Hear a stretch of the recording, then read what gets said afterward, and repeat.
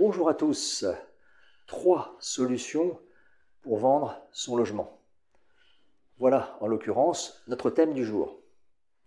En effet, certains d'entre vous, propriétaires, ont peut-être décidé de franchir le pas en mettant en vente leur maison, leur appartement, tout en ne sachant pas véritablement comment procéder concrètement pour être le plus efficace possible dans cette mission. Alors, la vidéo va vous y aider en balisant quelque peu le chemin à ce niveau-là. La première piste, en l'occurrence, c'est celle qui consiste à réaliser une bonne estimation. Une bonne estimation, c'est quoi en l'occurrence? Eh bien, c'est une estimation qui est en cohérence avec la réalité du marché sur lequel on se trouve. Il faut être, en l'occurrence, ce qu'on appelle au prix du marché. Parce que si le prix est trop élevé par rapport à celui-ci, eh bien, les acheteurs vont tourner autour. Dans certains cas, ils vont demander peut-être des informations complémentaires, voire demander à visiter. Et puis, ensuite, eh bien, il n'y aura pas de suite, souvent. Ça va s'arrêter là, ça va être le silence radio. Et donc, c'est quelque peu frustrant pour les propriétaires en pareil cas. L'estimation, en l'occurrence, elle peut être réalisée par un professionnel de l'immobilier. On peut utiliser aussi un outil d'estimation en ligne, à prendre avec beaucoup de précautions, parce que dans ce cas-là, la fiabilité n'est pas 100% garantie, loin de là.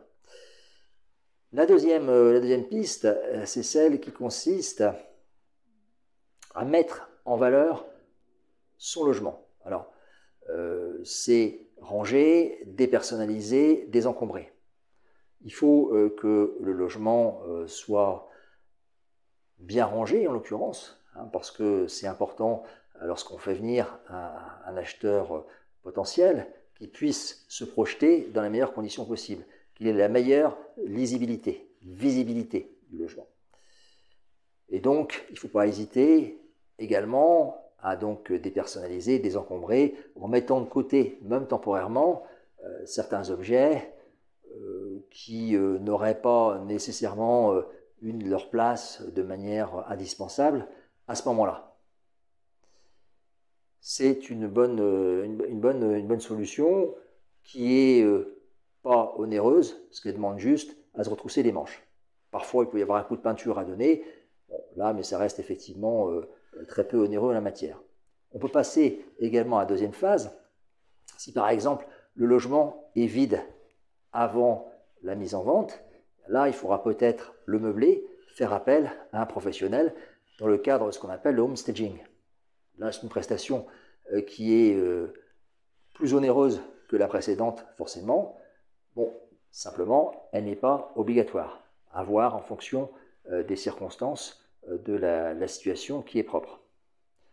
Troisième piste que l'on peut mettre en avant, troisième solution, eh bien, c'est celle de recourir à un professionnel de l'immobilier qui va travailler ou qui peut travailler sous 2 angles. Le premier angle, c'est celui du mandat. Dans ce cas-là, le propriétaire se décharge à 100% sur le professionnel qui va agir en ses lieux et places.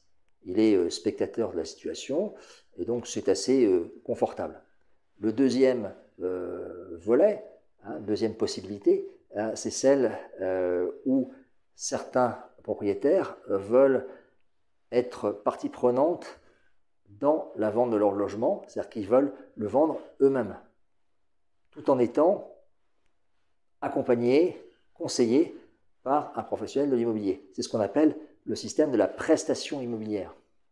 Dans ce cas-là, le professionnel va montrer au propriétaire comment faire sans faire à sa place. Recourir à un professionnel. Parce que celui-ci connaît bien son marché, donc il est à même de prendre des décisions éclairées, ou d'éclairer son client également sur les meilleures solutions à prendre pour parvenir à ses fins, qui est la vente du logement. Voilà, c'est fini pour aujourd'hui. Je vous dis à bientôt pour une prochaine vidéo. Et d'ici là, n'oubliez pas, immobilièrement vôtre. Bye bye.